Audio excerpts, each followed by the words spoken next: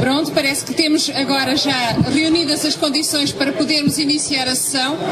Agradecia que criassem as condições necessárias ao bom funcionamento da mesma e reiterava o cumprimento a todos, ao Sr. Presidente, à Sra. Vereadora, e comunicava que nesta sessão o Sr. Presidente da Junta de Freguesia de Santa Cruz da Trapa, por impossibilidade de presenças, está a ser substituído pelo Sr. Secretário da Junta. Vamos, como é habitual, iniciar a sessão com a discussão e a aprovação das atas. Portanto, começo pela ata do dia 12 de outubro.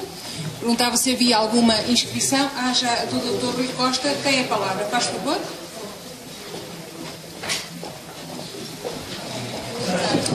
Senhora Presidente, senhores e senhores deputados, relativamente à ata 12 de outubro, há algo que me deixa perplexo. Foi aprovada uma proposta que dizia basicamente que não nos pronunciamos sobre a famigerada rata. Foi aprovada uma pronúncia nos termos legais que optava pela não extinção de nenhuma freguesia. E foi aprovada finalmente uma moção pedindo ao Governo a suspensão da rata. Exatamente por esta ordem. Portanto, não se percebe como é que na conclusão da ata, e é algo que não foi definido nem votado, aparece que a Assembleia Municipal deliberou não se pronunciar no âmbito da rata. Há uma pronúncia, pelo menos, aprovada, há uma moção que está aprovada e há, de facto, um primeiro documento que se diz não querer pronunciar, que foi aprovado. Mas eu agora, de onde é que veio essa conclusão, ou essa votação, onde é que está sustentada essa votação do não assumo posição, é que eu não consegui perceber da leitura da ata, Sr. Presidente.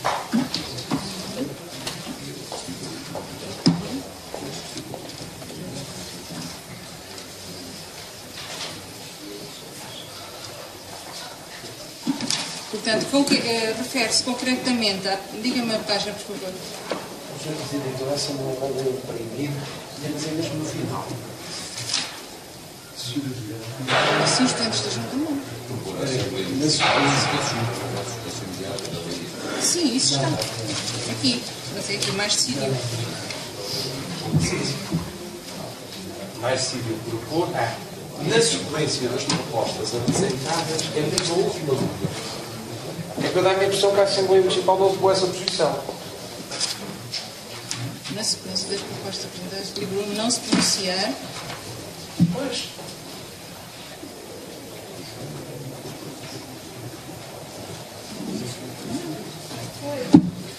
E foi? Claro. Mas deliberou não se pronunciar, não foi? Eu não me recordo que foi. Eu aqui, pela ideia que tenho a impressão que isto está correto, mas apelo à colaboração das bancadas nesse sentido, porque está aqui expressa a votação, não é? E a vontade? Na sequência da apresentação, Mas isso poderá ser verificado. Se há qualquer falha, portanto eu peço... deliberações em sentidos diversos. E não houve uma quarta deliberação com essa conclusão. Então, eu, para ultrapassarmos esta questão, propunha que a mesa, então, depois com os serviços, visse esta questão e se houvesse alguma dúvida, então contactaríamos os líderes de bancada para podermos, então, ver qual foi o sentido e ouvir também, inclusivamente, as gravações e ver o que é que se passou. Mas, portanto, iremos fazer isso. Ultrapassando esta questão, alguém se opõe à aprovação da ata?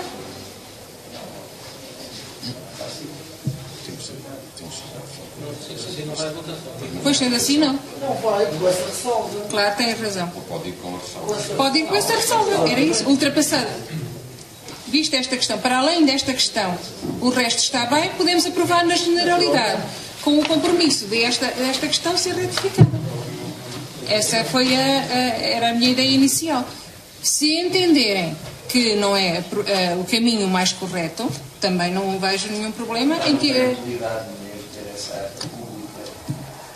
portanto, poderá ficar em suspenso, como entenderem. Isso não vem mal de nenhum aluno se ela não for aprovada hoje. Claro que não. Portanto, não é... Ele, e bem, levantou uma questão em relação àquela ata. A mesa vai tomar as devidas providências e precauções que é para resolver se realmente há essa... Naquele ponto específico. Naquele ponto específico que foi a última proposta salvo.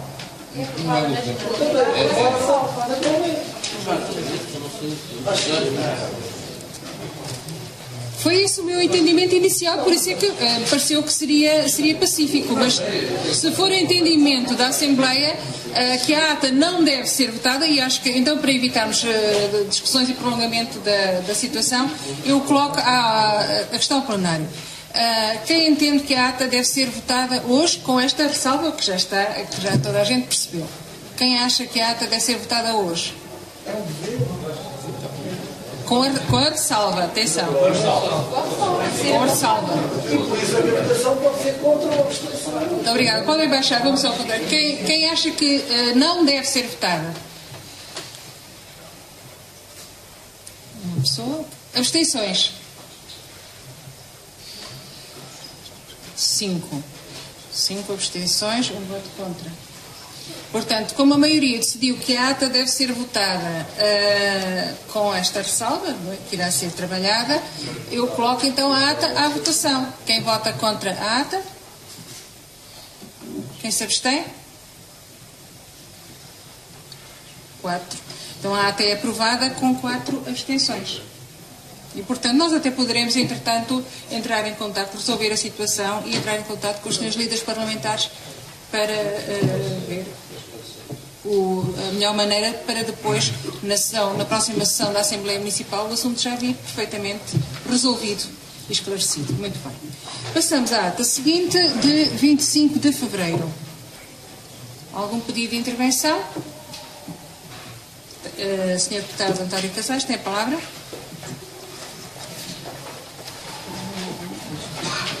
Bom dia, Sr. Presidente. Bom dia, Srs. Membros da Mesa, Srs. Deputados. Assim, na ata de 25 de fevereiro, os últimos 2 pontos não foram discutidos, mas não é feita nenhuma referência aos mesmos, porque é que eles não foram discutidos, foram retirados, e acho que devia estar, até para a memória futura, quem estiver a ler a ata, vê que o ponto 2.10 e 2.11, salvo erro, foram retirados. Tem toda a razão. Tem toda a razão. E depois foram retirados. Foram retirados daquela sessão e para a sessão seguinte. Exatamente, sim. Tem toda a razão. Muito obrigada pela chamada de atenção. Mais alguma intervenção? Quem vota contra? Quem se abstém? Então a ata é aprovada com uma abstenção do Sr. Deputado Sónia Silva, que não estava presente. Muito bem. Relativamente à lista da correspondência, algum pedido de esclarecimento? Não havendo, entramos no período antes da ordem do dia e a mesa abre inscrições de imediato. Sr. Deputado Rui Costa. Mais alguém? António Casais. Alberto Paulo.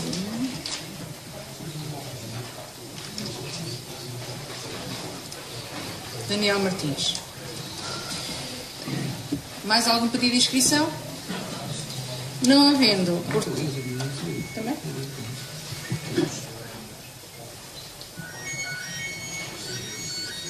Pronto, tem a palavra então para iniciar este período da nossa sessão o Sr. Deputado Rui Costa. Faz favor. Senhora Presidente, Sr. Presidente da Câmara, Senhoras e Srs. Deputados, a razão de ser da minha intervenção não podia ser outra que não fosse a comemoração dos 39 anos do 25 de Abril de 1974.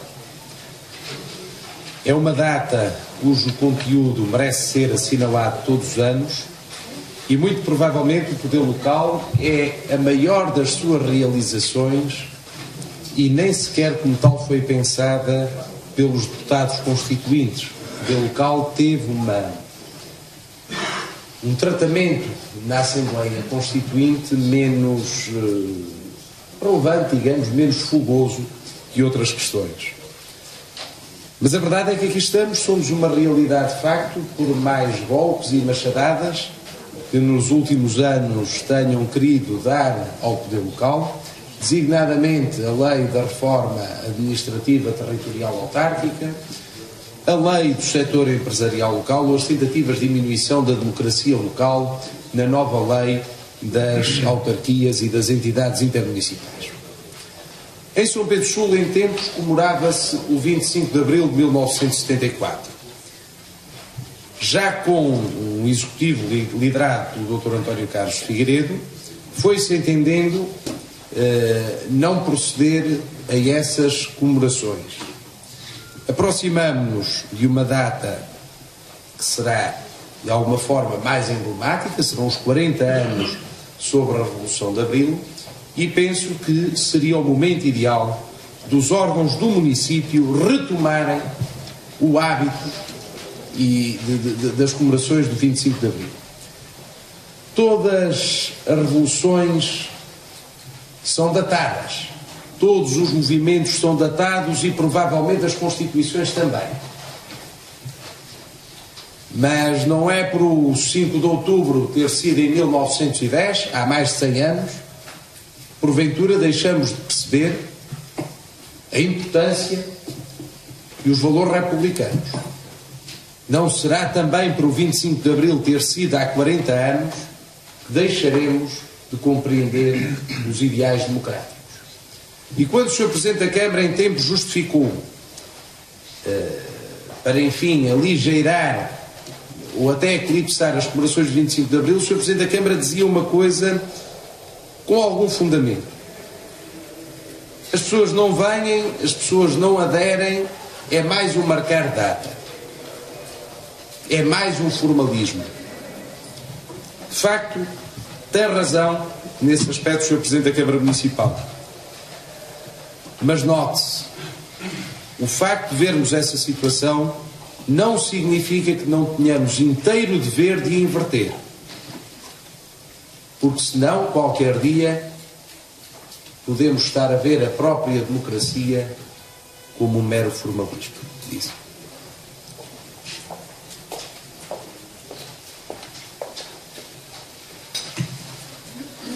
Muito obrigado, Sr. Deputado. Passava a palavra ao Sr. Deputado António Casais.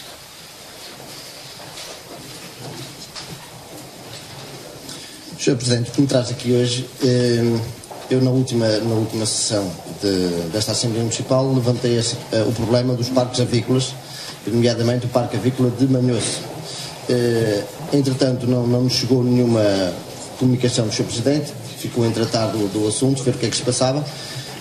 Aquilo que eu soube é que foram feitas algumas reuniões já há algum tempo em Manhoce com a ideia de criar lá um parque avícola. Era para saber se realmente isso ficou esquecido ou ainda está em análise.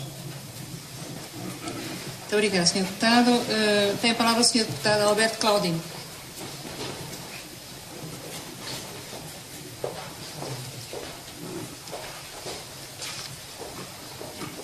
Muito bom dia, Sr. Presidente, Sr. Presidente da Câmara, amigos do Congresso.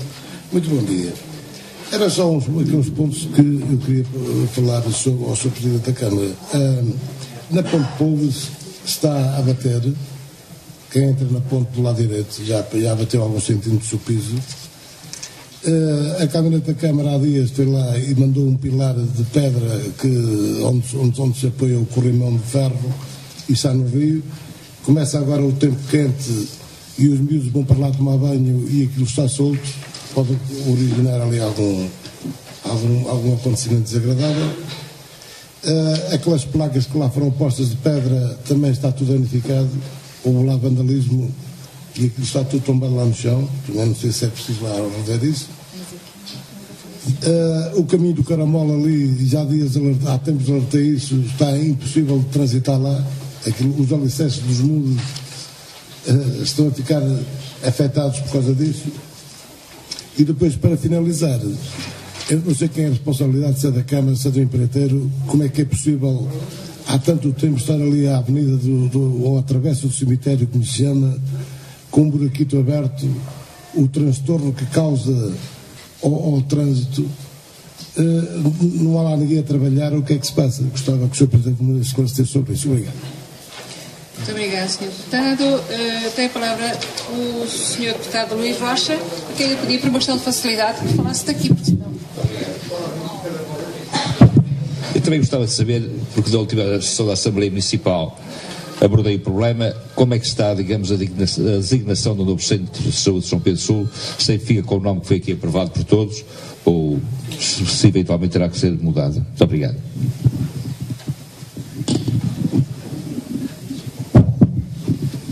Muito obrigada, Sr. Deputado. Eu, antes de dar a palavra ao Sr. Presidente para se pronunciar.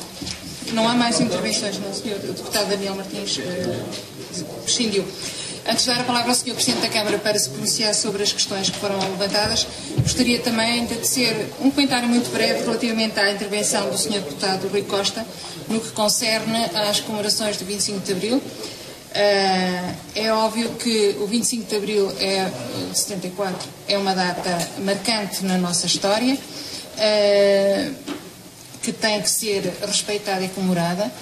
Entre muitas das conquistas de Abril, chamemos-lhe assim, a definição do poder local está em primeiro lugar, entre muitas das outras liberdades que foram conquistadas, mas de facto cumprir Abril no poder local não é uma questão que se confine a uma comemoração de um único dia.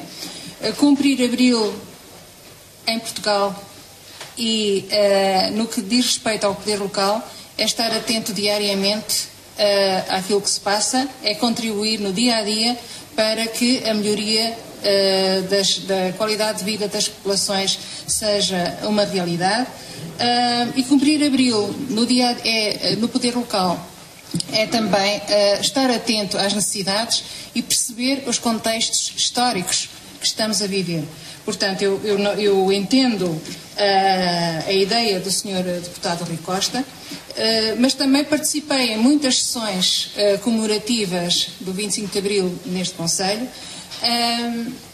e também senti algum desencanto nessas cerimónias, não por aquilo que se fazia, mas muitas vezes pela indiferença da população relativamente a essas situações e que também levavam a que por vezes caíssemos em situações caricatas e que éramos os únicos a estar na praça. Portanto, tudo isto tem que ser repensado. Há muitas maneiras de comemorar Abril e no que diz respeito ao poder local, repito, é diariamente, é estando atento àquilo que se passa, que nós poderemos fazer a melhor comemoração.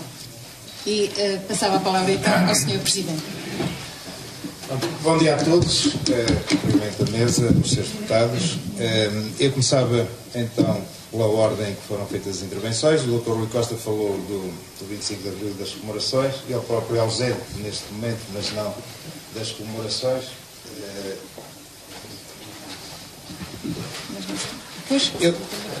Eu deixava então, para o fim. Pronto, o António Casais levantou a questão das diligências que têm sido efetuadas pela Câmara Municipal acerca da implementação de parques avícolas no Conselho. É assim, o vereador que tem os pelouros da parte do turismo, agricultura e florestas, o professor Adriano Azevedo, no âmbito da delegação das competências que lhe foram conferidas, incitou diligências em vários pontos do Conselho para a possível colocação de parques avícolas, uma vez que neste momento se conclui que talvez mais do que a agricultura, neste momento, a parte avícola no Conselho e também a parte florestal, e aqui falando concretamente da parte avícola, tem uma influência determinante não só na criação de emprego, porque aí compreendo que não corresponde, não é um setor que tenha mão de obra intensiva, mas emprega muita gente e o movimento que gera em termos económicos. Aliás, somos dos concelhos No distrito seremos talvez o segundo, mas mesmo a nível da zona centro, se calhar mantemos essa posição de segundo, uma vez que é no distrito de Viseu que estão, na zona centro, que estão mais implementado este setor, e aqui concretamente em São Pedro Sul. E por isso, há aqui algumas zonas do Conselho, o Galgão, depois também em Pindelo, foram feitas diligências, e em Manhoso, mas não há nada de concreto, ou seja, aquilo tem havido reuniões exploratórias para saber da disponibilidade, nomeadamente dos compartes, das juntas de freguesia que têm terrenos que poderiam ser adaptados para, ou poderiam ser postos ao serviço deste setor, mas depois também implica com o PDM, e portanto há todo um trabalho aqui a fazer, mas não há nada de concreto sobre a implementação, a não ser o desenvolvimento destas diligências. Depois o Alberto Aldinho trouxe aqui uma série de reparos que penso que tem acuidade e que eu vou tomar na devida conta. Nomeadamente, há aqui um caso que é diferente, a Travessa do Cemitério. A Travessa do Cemitério vai agora, talvez ainda hoje, ser levantado o piso, porque ali vai ficar alcatrão, porque é o acesso à parte histórica, vão ser reformuladas algumas infraestruturas. É uma obra que esperamos que decorra rapidamente. Foi cortada a circulação de trânsito porque foi necessário a conduta que serve aqui toda esta parte da cidade e que vem diretamente do depósito está ali instalada, ou passa por ali, foi preciso remodelá-la. Agora, o que eu lamento, e já fiz todas as diligências, é que a obra deve ter uma continuidade.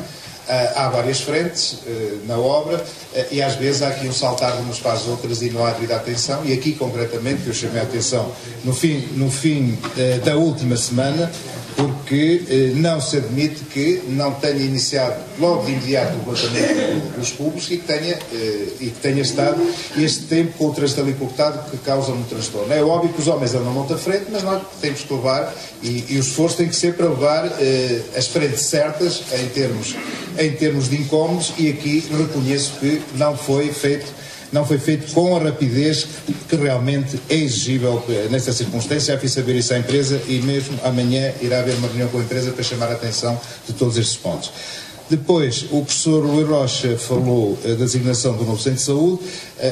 Pronto, eu já aqui referi, eu propus à Assembleia Municipal, aliás o assunto foi debatido, mas não é aprovação, porque não é um equipamento que seja património do município, portanto o município não é que lhe vai dar a designação, pode influenciar, pode recomendar e pode pressionar para que lhe seja atribuído o nome de todos nós, e que foi unânime e foi pacífico, que lhe deveria ser atribuído, mas isso depende, fizemos as diligências e estamos à espera que realmente elas sejam bem-sucedidas.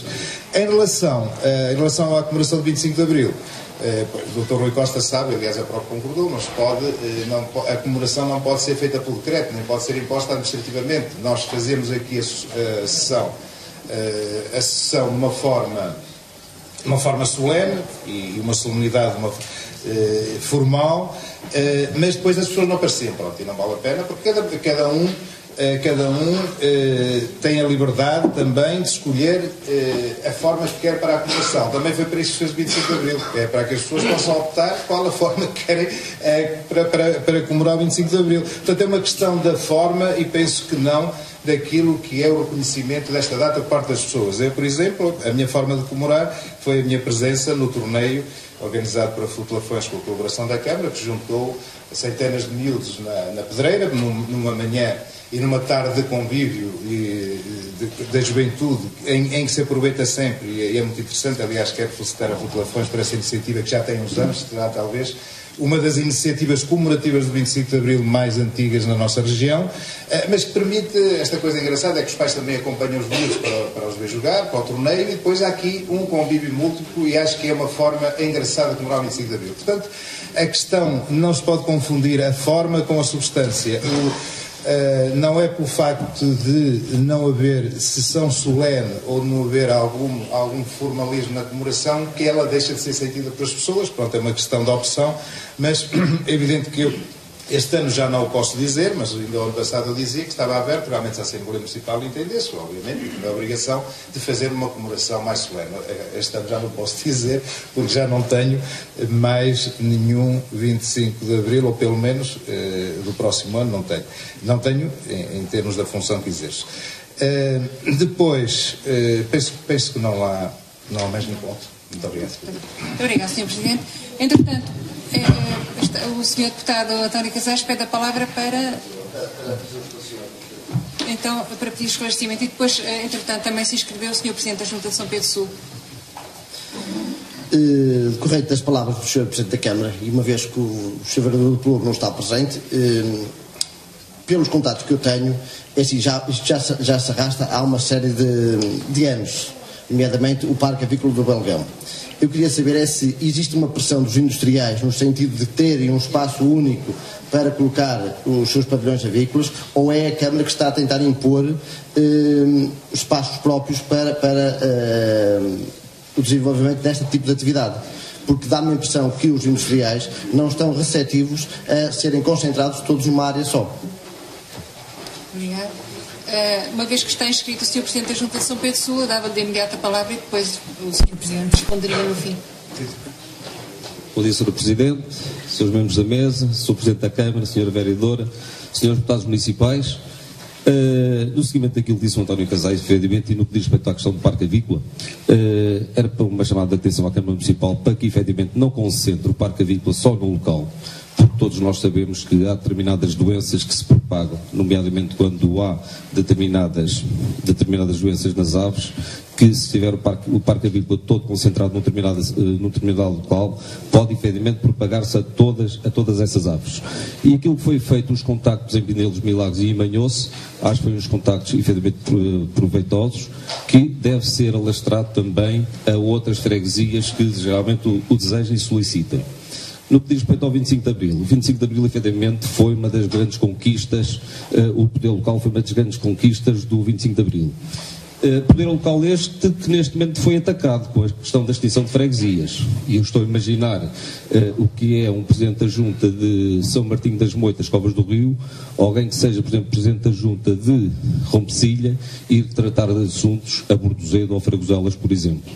Isto sem pensar nas freguesias de Baiões, São Cristóvão de Lafões, Várzea. Efetivamente, o 25 de Abril foi uma das conquistas que trouxe para o nosso país, foi o poder local, e efetivamente foi atacado e de que maneira com a extinção dessas mesmas freguesias. Obrigado, Sr. Presidente. Dava a palavra ao Sr. Presidente da Câmara, por favor. Bom, o deputado António Casais fez a observação e roubou uma resposta, entre aspas, e depois ainda por cima também o deputado Vítor Figueiredo ainda veio acentuar mais esse roubo de resposta. Ou seja, é verdade, nós primeiro estávamos a pensar concentrar um grande parque avícola na zona do Pisão, mas depois fomos o Pisão não ficava lá bem.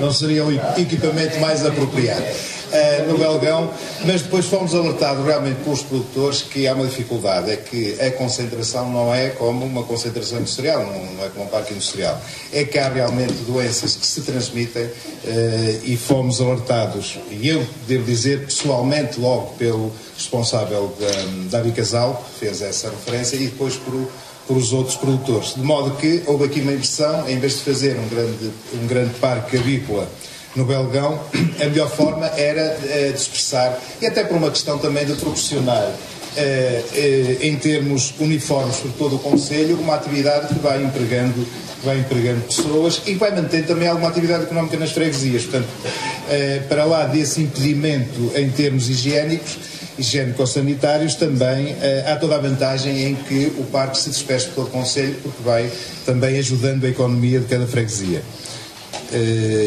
Em relação depois do comentário, concordo em absoluto na questão que levantou o Vítor Figueiredo, mas também devo dizer que tive aqui alguma surpresa. Eu que fui dos que me bati com mais firmeza e devo dizer até com muita dureza perante o Secretário de Estado, e não coloco no Viseu, que alguns estiveram presentes, sabem, contra o agrupamento de freguesias, que no fundo é agrupar freguesias. Eu cheguei a uma altura em que me senti que ia todo entusiasmado aos gritos com a bandeira e depois olhei para trás e não vi ninguém, quer dizer, e eu senti-me até numa posição muito incómoda nesse aspecto, porque a partir do momento em que aqui, e com toda a legitimidade e toda a propriedade, quem das pessoas mais tolerantes em relação a esta decisão numa votação em que se abstiveram foi precisamente São Cristóvão e Candal, cujas freguesias não vão ser extintas, mas que iam ser agrupadas. Quer dizer, eu senti mesmo, e muito legitimamente, e concordo que afinal digamos que a montanha pariu um rato e afinal eu é que fui tolo ir aos berros com a bandeira, porque poucos vinham atrás e aliás vê-se a passividade e a pacificação que houve neste processo, que afinal eu concordo que seria eu que estaria errado. Muito obrigado. Muito obrigado, Sr. Presidente. Entramos no período da nossa ordem do dia.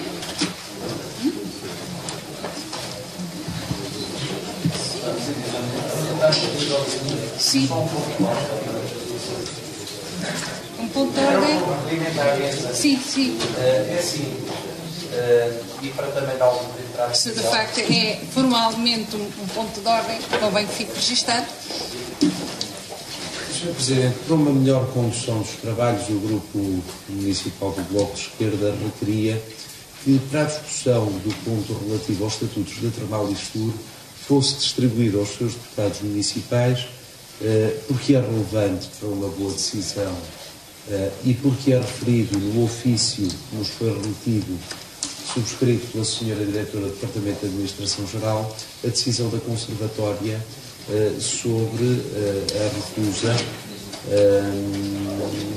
do registro dos estatutos aqui aprovados a 25 de fevereiro. Portanto, eu tenho que, enquanto Presidente da Mesa, apresentar esse requerimento e solicitar que mesmo seja disponibilizado. Mas antes, propriamente, entramos no período da ordem do dia e, de acordo com o nosso regimento, há uma questão urgente que o regimento da Câmara Municipal não é exatamente idêntico ao da Assembleia Municipal, que é solicitar que seja incluído, precisamente pela sua urgência, que é uma primeira revisão orçamental do orçamento de 2013 e que tem a ver com a questão da decisão do Tribunal Constitucional que obriga ao pagamento do subsídio de férias aos funcionários. Portanto, essa situação foi-nos enviada com caráter de urgência e a Câmara, o Executivo, solicita que o assunto seja tratado nesta Assembleia. Já está a documentação também disponibilizada para ser entregue às senhoras e aos senhores deputados. Portanto, o que se coloca neste momento é a autorização do plenário e eu recomendava que é uma questão extremamente urgente e pertinente para o funcionamento dos funcionários, se, portanto, podíamos incluir isso, esta questão, na nossa ordem de trabalhos. O Sr. Deputado Daniel Martins estava a querer intervir. Então, tem a palavra, por favor.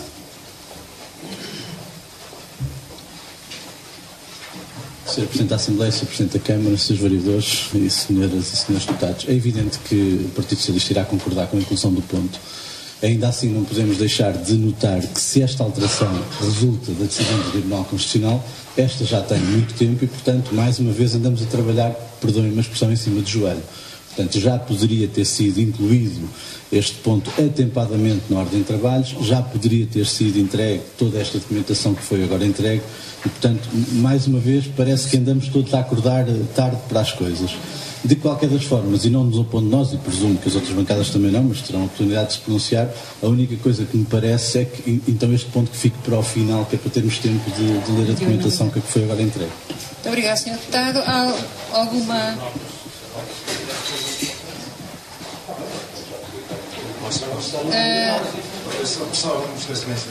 Então o Sr. Presidente vai dar o seu esclarecimento e eu dava-lhe a palavra.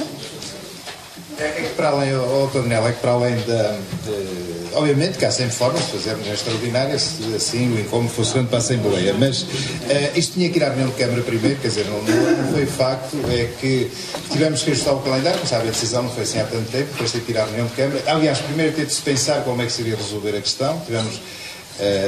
e depois teve que ir à reunião de Câmara e por isso é que houve aqui esta sequência, senão já tinha vindo à Assembleia, porque logo foi a reunião de Câmara e devo dizer que foi a reunião de Câmara só houve a oportunidade de ir à reunião de Câmara há 2 dias atrás, há 2 dias, foi na última sexta-feira e portanto foi por isso que só hoje é que veio à Assembleia.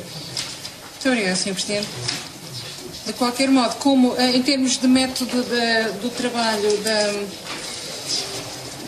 da organização da ordem de trabalhos, normalmente é assuntos da Assembleia, assuntos do Executivo e depois assuntos propostos por outras bancadas, eu sugeria então que para se manter esse mesmo princípio, que sendo este ponto do Executivo, se não visse inconveniente, passaria a ser o ponto 2.15 e depois os que têm na vossa ordem de trabalhos com a designação 15 e 16 subiriam um número, passariam a 16 e 17, para mantermos a lógica da organização da ordem de trabalhos. Portanto, isto penso também não choca com a proposta do Sr. Deputado Daniel Martins. Portanto, algum voto contra a inclusão deste ponto? Então passará a ser o ponto 2.15 e os restantes, que são as propostas do Bloco de Esquerda, passarão a 16 e 17, respectivamente. Muito bem, temos então o primeiro ponto, análise da informação sobre a atividade e situação financeira do município. Algum pedido de intervenção?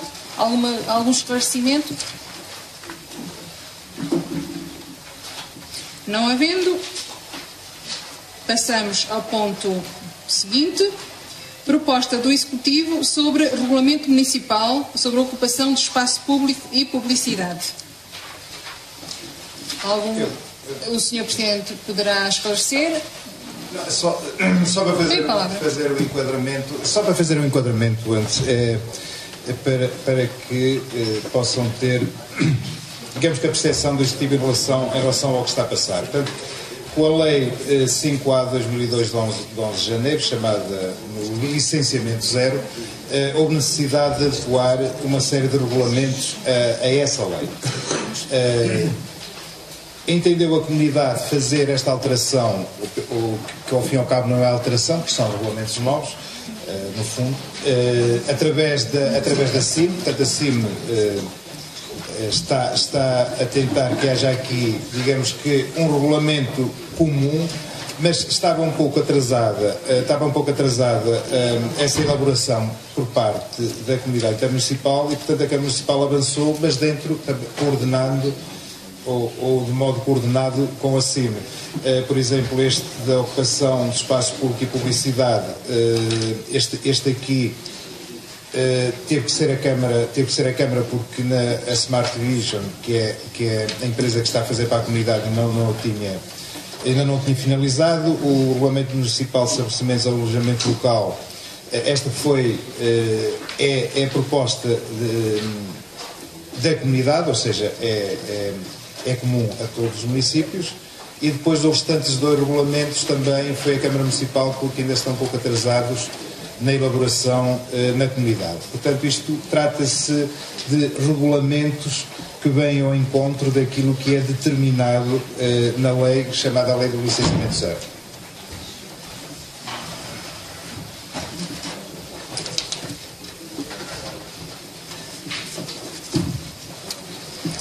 Peço desculpa. Portanto, seguirá ao esclarecimento do Sr. Presidente da Câmara, algum pedido de intervenção, Sr. Deputado Rui Costa.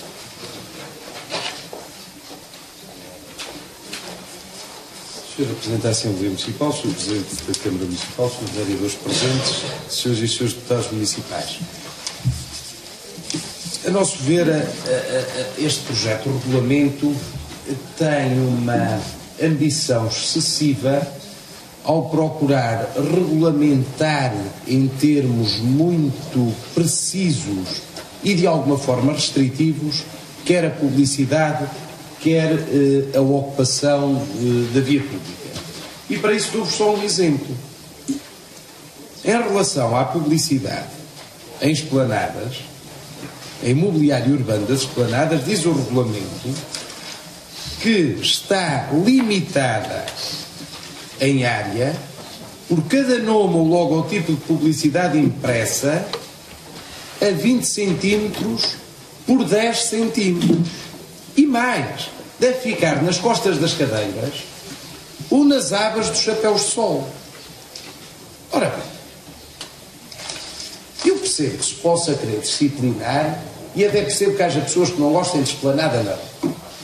Mas a verdade é que muitas vezes o mobiliário de esplanada é cedido pelas empresas fornecedoras aos cafés que não têm dinheiro muitas vezes para fazer esse investimento. Portanto, chegar a este ponto, e eu honestamente nunca vi publicidade nestas condições, com 20 por 10 nas abas dos chapéus ou nas cadeiras desplanadas e já agora nas costas. Mas quem diz isto diz um conjunto de outras situações que podem levantar algum medo. A questão da instalação das esplanadas e do modelo de instalação das esplanadas. A questão das próprias dimensões e tipo de letreiros que se aplicam. Ora bem, é preciso perceber que estamos num momento de contenção, de retração económica e que por vezes as pessoas têm de se sujeitar à utilização de determinado tipo de equipamentos. Eu não digo que se polua visualmente a vila com todo o tipo de neons horríveis ou de publicidades horríveis. Agora, diga que não precisa estar tudo regulamentado até este pormenor. Sob pena, quer dizer, de até ficar mais caro, mais dispendioso para os comerciantes, arranjarem este material. Eu lembro-me, estamos numa fase de requalificação urbana da vila em que esperamos, com o wishful thinking, que surja novo comércio, que surjam novas lojas, e estes condicionamentos podem ser terríveis. Que isto parece que às vezes os eurodeputados falavam que se discutiam medidas que era com a dimensão do parafuso X ou Y. Estamos no mesmo sítio. Se quisermos criar regulamentação destas, isto esvazia completamente de sentido depois a atuação camarária a posteriori, o licenciamento é apenas confirmar, esvazia os juízos que se possam fazer. Eu daria mais discricionariedade à Câmara e a quem decide na Câmara para decidir de acordo com os critérios normais. Agora, veja-se o que é que se faz. Quer dizer, isto parece aqueles normativos comunitários e, nesse sentido, o Bloco de Esquerda votará contra. Um segundo aspecto, que é a questão das taxas. Nós aceitamos, e há uma controvérsia em torno das taxas, já se falou aqui do parecer de papel costaneira do professor Marcelo Rebelo de Sousa há umas sessões atrás, mas a verdade é esta. As taxas também oneram significativamente a atividade comercial. E a mim choca-me, independentemente da celeuma constitucional, se é legítimo ou não a liquidação de publicidade colocada em propriedade privada. Em minha opinião, não devia ser, e em minha opinião, constitucionalmente não é admissível. Há apenas um acordo mais recente do Tribunal Constitucional que diz que sim. Mas seja como for, custa-me ver taxada, às vezes de forma elevada, a publicidade por metro e por ano que está colocada em propriedade privada, nas fachadas de estabelecimentos que são propriedade privada, que nada ocupam ao público. E, portanto, também julgamos que era bom momento para aproveitar, e no cenário em que estamos, de crise que violenta especialmente o pequeno comércio e as pequenas e médias empresas, se pensar nisso. Muito obrigada, Sr. Deputado. Há mais algum pedido de intervenção? Não havendo, vamos votar a proposta do Executivo. Quem vota contra? Os senhores deputados do Bloco de Esquerda. Muito obrigada, senhores deputados. Quem se abstém?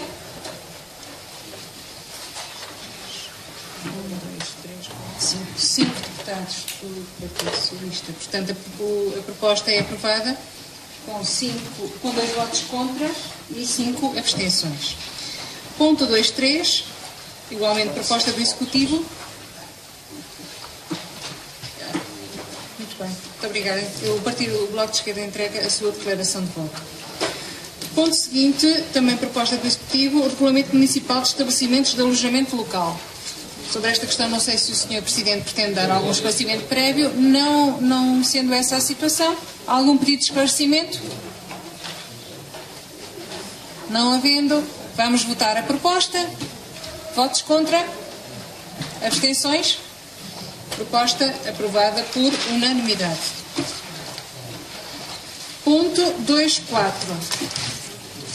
Também apresentada pelo Executivo, a proposta de alteração ao Regulamento Municipal dos períodos de abertura e funcionamento dos estabelecimentos de venda ao público e de prestação de serviços do Concelho de São Pedro do Sul. O Sr. Deputado Rui Costa já está inscrito, tem a palavra.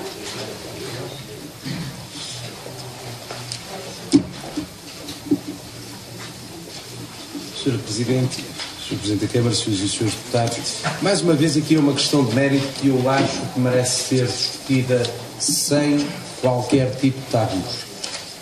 E é a questão do licenciamento dos estabelecimentos dos grupos 2 e 3. São os bares, as pastelarias, os restaurantes, os dancing clubes, tudo isso. O Bloco de Esquerda tem a noção perfeita que tem havido polémica ao longo destes anos, e até pelo exercício de funções autárquicas passadas, sobre os horários de abertura dos estabelecimentos comerciais, deste tipo de estabelecimentos. Há queixas de ruídos de vizinhança, há queixas de barulho após o período de encerramento, há reclamações mais ou menos apaixonadas de todo o género. Agora, o que se nota é o seguinte: nós temos, em primeiro lugar, um horário de funcionamento muito mais restritivo que Viseu, o que talvez não seja de estranhar que também ajude a quem quer frequentar este tipo de estabelecimentos vá para Viseu. E, em segundo lugar, outro problema se coloca: dá-nos a nós ideia que cada vez que as pessoas saem do estabelecimento é quando fazem barulho, é quando saem magote, é quando são postas na rua, porque fechou às 2 da manhã, às 3 ou às 4, fechou, as pessoas aglomeram-se à porta dos estabelecimentos, mais barulho fazem, é o arranque. Portanto, em nosso entender, teria sido esta altura oportuna para liberalizar totalmente o horário de abertura deste estabelecimento. O horário de funcionamento deste estabelecimento. Peço desculpa, eu gostaria de não ser interrompido. Sem embargo, não sei porque é que lhe dá vontade de rir, sem embargo de uma correta fiscalização das condições sonoras e acústicas, porque o barulho que se produz lá dentro é que não deve passar cá para fora, nem ser contaminado para as habitações. Agora, não tenham dúvida nenhuma que os aglomerados à porta desses estabelecimentos é que são a principal fonte de problemas, de ruído e de incómodos. E, portanto, salvaguardado esse controle pode e deve ser feito, não vemos razões nenhumas para limitar a abertura destes estabelecimentos às 2 ou às 4 da manhã ou a qualquer hora que seja. Não seja uma motivação de fundamentalismo religioso ou de Sharia com vista a impedir as pessoas de, no uso da sua liberdade, frequentarem os estabelecimentos deste prazo. É que eu aqui quero dizer o seguinte: nós não temos medo das críticas que se nos possam fazer em relação a esta matéria, porque a verdade é que pior que está, como diria o Tiririca, pior que está não fica. As reclamações sucedem-se, as reclamações sobre ruídos sucedem-se, e portanto as duas uma: ou não há fiscalização em relação ao ruído dos estabelecimentos, e é uma hipótese, não quero acreditar nisso, ou então, de facto, este aglomerado de pessoas à saída causa estes ruídos e causa estes incómodos, e portanto a solução seria de facto uma liberalização deste horário, fora os aspectos turísticos, de promoção económica e por aí fora. Muito obrigada, Sr. Deputado. Sr. Deputado Fernando Tavares.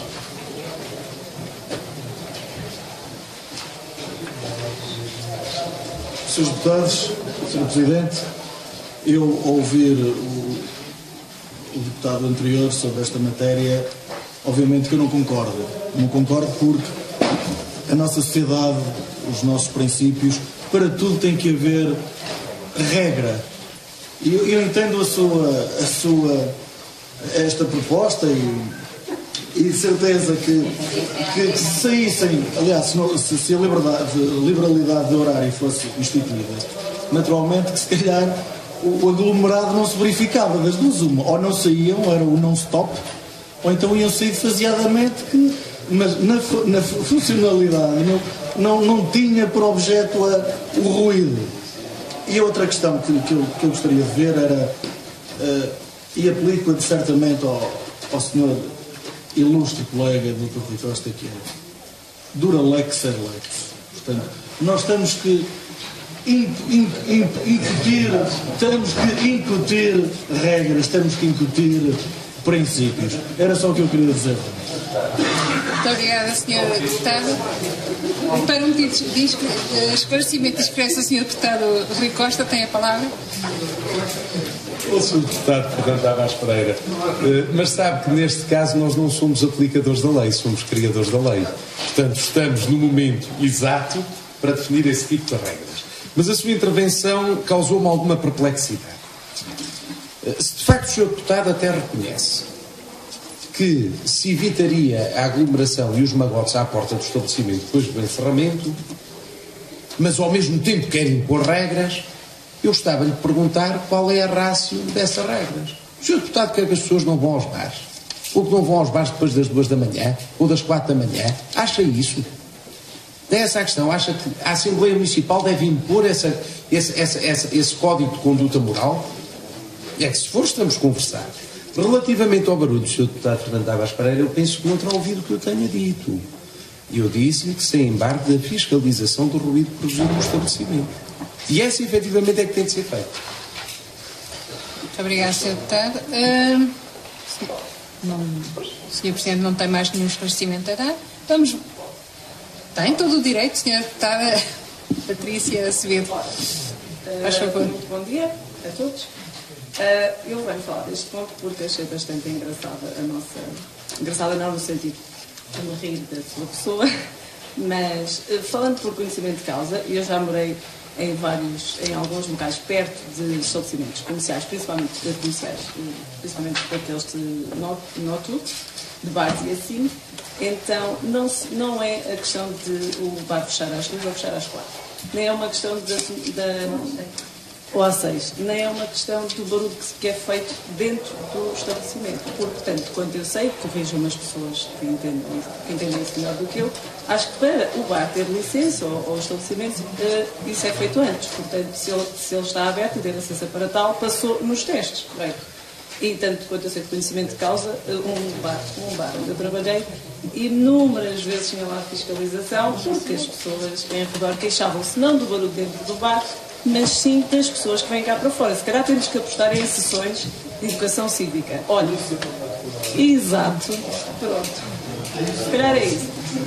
E depois existe outra questão. O bar fecha às 4 da manhã. Eu não sei se... eu morei em locais em que era bastante chateada por isso. E às 4 e às 5 da manhã tinha as pessoas que iam às 2, que se lembravam de ir às 2 beber um copo, a fazerem barulho. Por isso é uma questão de educação cívica, não é do estabelecimento. As pessoas não vão mais vezes ao bar para fechar às 6 da manhã, até porque isso depois remete-nos a vir para um. Então está até às 6 da manhã na borga, digamos assim, acho que também temos que ter um bocadinho mais de consenso. Não é por isso. Isso não vai aumentar as vendas. Isso não vai aumentar as vendas do comércio local, isso não vai fazer com que o bar tenha mais rendimento ao final do mês. É mesmo uma questão de educação cívica. As pessoas fazem barulho à porta do estabelecimento no fim de saírem dele. Isso aí é que tem que ser... Isso. É só isso. Não é uma questão de fiscalização do interior do bar. Obrigada. Muito obrigada, Sra. Deputada. O senhor tem a palavra, Sr. Presidente da Câmara. Só agora... Pode não ser determinante nem importante, mas a opinião pela experiência que tenho tido aqui na Câmara sobre a reclamações. Obviamente que há aqui um conflito de interesse e por isso tem que haver uma ponderação de interesse. Ou seja, nós muitas vezes somos colocados perante aquela situação da mulher a dias casada com o guarda noturno. É evidente que tem hábitos diferentes e tem momentos de repouso diferentes, momentos de diversão diferentes. E nós aqui temos realmente, estamos entre dois direitos. É o direito dos jovens, que realmente muitas vezes fazem da noite, e nós todos nós já fomos jovens e alguns ainda continuam, mas que fazemos de uma parte da noite também uma parte do nosso dia e vice-versa. E muitas vezes o dia também faz parte do próprio repouso. E, portanto, é os horários de repouso. Com a idade, o repouso vai entrando naquela fase, como dizem os antigos, quem se deita e levanta no mesmo dia não vai longe, dizem os antigos, porque já não podem, têm que se deitar num dia e levantar-se no outro. Mas é evidente que há aqui não é um conflito, mas há aqui, digamos que entre as gerações, uma diferença de hábitos. E é isso que nós nos apercebemos. Há zonas mais tolerantes, outras menos tolerantes. Por exemplo, em Espanha convive-se de uma forma quase no limite entre os horários noturnos, diurnos, etc. Há ali uma mistura, pronto, mas é a sua maneira de ser. Também temos aqui zonas que se desenvolveram turisticamente, e Lisboa deve muito a isso, ao bairro Alto, onde se vê as pessoas, pronto, então, principalmente ao fim de semana, até altas horas. É evidente que eu penso que a tendência é essa, mas principalmente qual é o grande problema? Não é a saída. O problema não se citou na saída. Eu sou suspeito para dizer isto, porque obviamente que sou um dos que também utilizei o método de frequentar o bar. Mas hoje é a questão do tabaco de se não poder fumar no interior. Ou seja, aquilo que era um movimento à porta na saída, hoje transformou-se num movimento à porta permanente, porque as pessoas não podem fumar no interior e depois juntam-se à porta para fumar. Eu penso que tem que haver aqui uma inversão, ou seja, os estabelecimentos deveriam ser obrigados a ter condições internas para os fumadores, porque os grandes conflitos que temos tido ultimamente são esses, não do horário, mas mesmo no horário em que é tolerado, mesmo no horário tolerado, há uma permanente presença de pessoas à porta. Não penso que, Dr. Rui Costa, eu penso que digamos que poderá haver aí alguns elementos naquilo que é a sua defesa, alguns elementos a ponderar e que terá que ser analisado com mais, não diria com mais cuidado, mas pelo menos com mais auscultação dos conflitos que há atualmente. Penso que liberalizarmos totalmente, ainda não estamos preparados para isso. Eu aceito os argumentos e acho que não viria mal ao mundo se estivéssemos preparados para isso, mas eu propunha aqui que se fizesse, e a Câmara Municipal pode fazer uma avaliação para vir futuramente à Assembleia, quando se analisar, sobre, será uma espécie de um memorando sobre as questões que têm sido levantadas, os problemas que têm havido, os conflitos que têm havido e o horário em relação aos horários dessas casas, porque por vezes nem são as casas que funcionam até mais tarde, são aquelas que às vezes não têm as melhores condições de insonorização, que o Dr. Rui Costa diz, é verdade, é uma questão de fiscalização, mas há casas que não têm ainda essas condições e depois, por outro lado, também algumas se situam. Por exemplo, eu penso que um estabelecimento num prédio habitacional traz muito mais conflitos do que se esse estabelecimento estiver, como temos alguns nas termas, fora do edifício habitacional, embora o problema depois do aglomerado na rua se mantenha. Mas eu penso que poderemos aí chegar, mas teríamos de fazer um estudo, também uma avaliação das condições neste momento dos próprios estabelecimentos e dos problemas que vão surgindo e da relação que há entre os frequentadores e os moradores. Obrigada, Sr. Presidente. Vamos votar a proposta. Votos contra? 3 votos contra. Abstenções? 2 abstenções.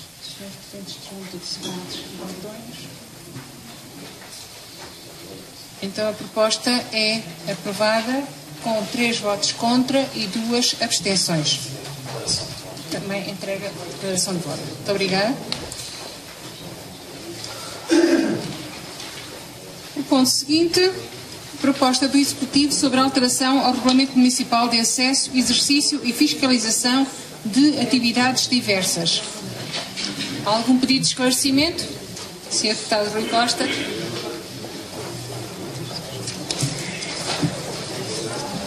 Sr. Presidente, Sr. Presidente da Câmara, Srs. e Srs. Deputados Municipais, este regulamento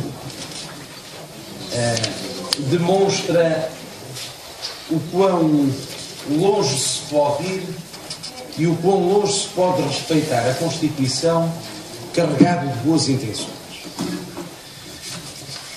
O regulamento prevê como condição obrigatória de acesso à atividade de guarda noturno que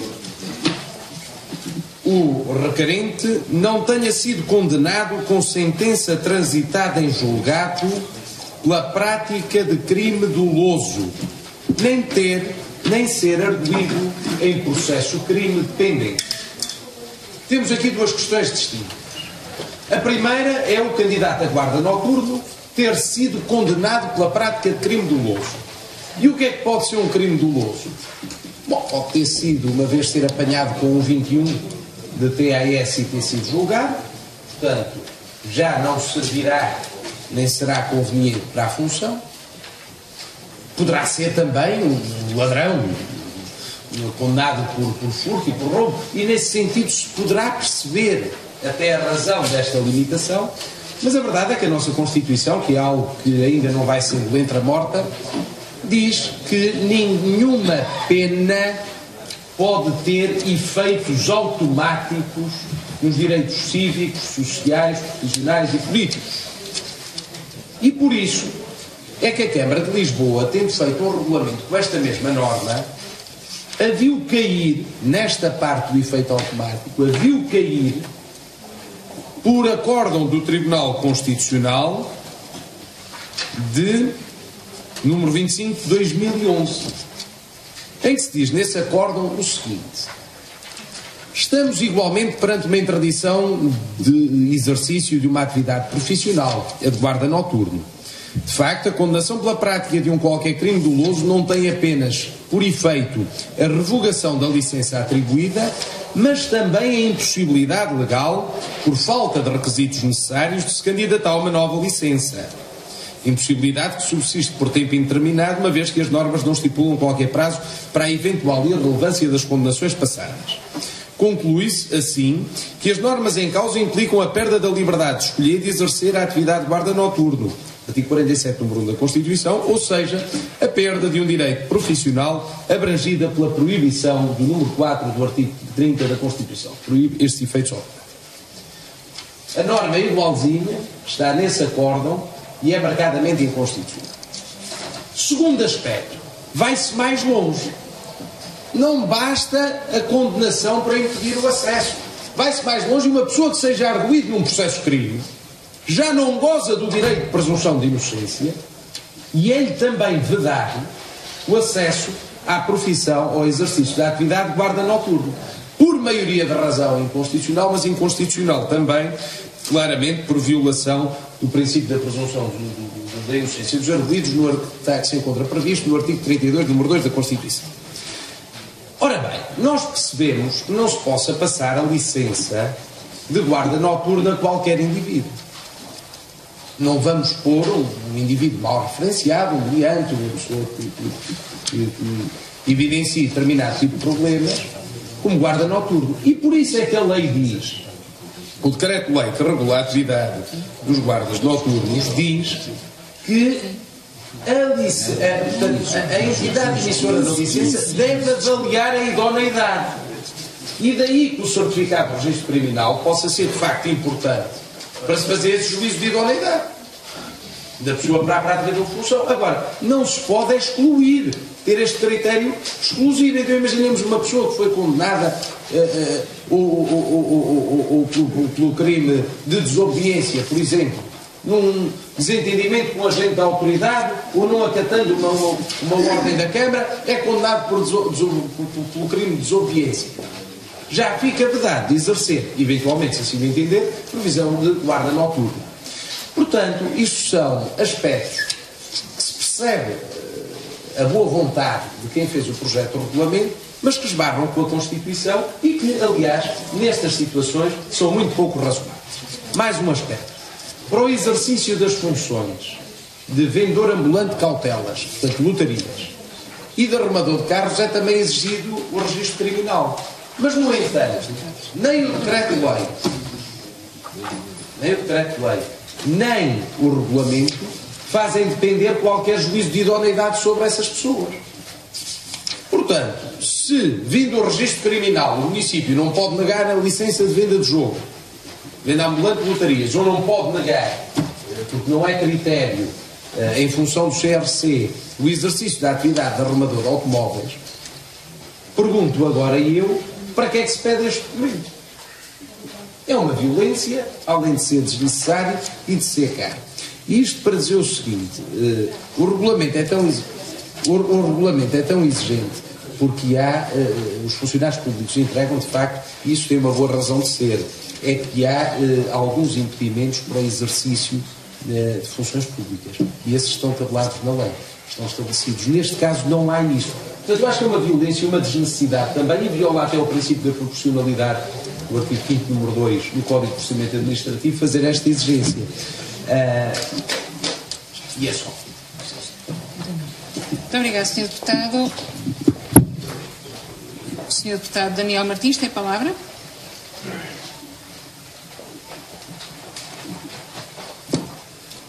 Muito obrigado, Sr. Presidente. Apenas para dizer que não vou tão longe quanto o deputado Rui Costa, porquanto me parece que em determinadas situações pode fazer sentido pedir o certificado do registro criminal e pode fazer sentido impedir o acesso de uma pessoa que tenha, que tenha praticado um crime doloso. Mas depende do tipo de crime. E pegando no exemplo do guarda noturno, é evidente que se um guarda noturno tiver praticado um crime fiscal, não me parece que isso seja impeditivo para ele ser guarda noturno. Já não será assim se o crime que ele tiver praticado for contra a propriedade. Portanto, o que me parece é que deve haver aqui claramente uma distinção em função dos crimes que são praticados. No que diz respeito à última parte deste preceito, em que diz que não podem ter o acesso a arguidos em processo penal, isto parece-me claramente abusivo. E isto porquê? Porque nós temos um sistema constitucional que assenta sobre o princípio da presunção da inocência. E que só é alguém que só é condenado depois de uma sentença transitada em julgado. Ora, o que é preciso para nós sermos arguidos? É preciso que alguém se queixe contra nós. Portanto, se eu me queixar contra qualquer um de vós por me terem feito um crime, mesmo que não o tenham feito, são constituídos arguidos. E são constituídos arguidos para quê? Para que possam exercer os vossos direitos de defesa. Portanto, o facto de nós termos arguidos não significa que sejamos culpados. Pelo contrário, significa um conjunto de mecanismos legais para nos podermos defender. Portanto, isto não tem nada a ver com o exercício de uma profissão. E agora, se me permitem uma pequena provocação ao Sr. Presidente da Câmara, eu recordo-me quando salvo seja, quando a Câmara Municipal apresentou uma queixa contra o professor Manso, por causa daquele estudo, daquele ranking. Não sei se ele foi constituído arguido ou não, mas presumo que tenha sido. Isto, na prática, significa tão somente isto. Pelo facto da Câmara ter apresentado uma queixa contra o professor Manso, significava que o professor Manso, se quisesse ser guarda noturno em São Pedro do Sul, não podia. Eu penso que isto é ir longe demais, porque o professor Manso, certamente, e na perspectiva do Sr. Presidente, terá feito um trabalho que não tinha rigor académico e que não devia ter sido publicado. Ainda assim, eu pergunto, não podia ser guarda noturno? É evidente que podia. Portanto, o que nós propomos é, efetivamente, a alteração deste preceito. Não digo quanto à primeira parte, ainda que essa tivesse que ser delimitada, mas em relação à segunda, claramente tem que ser excluída, sob pena de violar, efetivamente, a Constituição. E eu penso que devemos emendar a mão quando nos apercebemos de lapsos destes, e é evidente que isto me parece ter sido um lapso, que é para não corrermos o risco de que venha a suceder aquilo que vai ser discutido no próximo ponto, que é, por repetidas vezes nesta Assembleia, nós chamarmos a atenção de algumas falhas que são normais e que podem sempre acontecer a qualquer pessoa, mas que, por se persistir no erro, depois vamos ter, mais tarde, que alterar as coisas com custos e com perdas de tempo. Muito obrigado, Sr. Deputado. Dava a palavra ao Sr. Presidente da Câmara para esclarecimento. Neste aspecto que foi agora referido, que eu também estava para referir, Dr. Daniel, que eu até iria um pouco mais longe. Mas isto está-se... Estamos agora a tomar atenção a esta questão do arguido em relação a este regulamento, mas, por exemplo, e por aqui se alcança aquilo que é a aberração de se considerar, por exemplo, que alguém que é constituído arguido não possa candidatar-se a umas eleições ou tenha que ser afastado. E eu ouvi alguns juristas, nomeadamente um líder partidário, Marcos Mendes, e outros, defender isso. Porque o que diz o Dr. Daniel pode ir ainda mais além. Ou seja, ele referiu muito bem que se alguém fizer uma queixa contra ele, ele é constituído arguido e há presunção de inocência. Mas há mais, é que pode fazer uma queixa contra o Dr. Daniel, o Ministério Público achar que não tem cabimento nenhum, que é uma coisa aberrante, e depois o queixoso a pedir a instrução, e que o pedido da instrução é constituído automaticamente arguido. Portanto, eu basta dizer que o Dr. Daniel que deu três cambalhotas no ar e que me atorou em cima da cabeça, não é?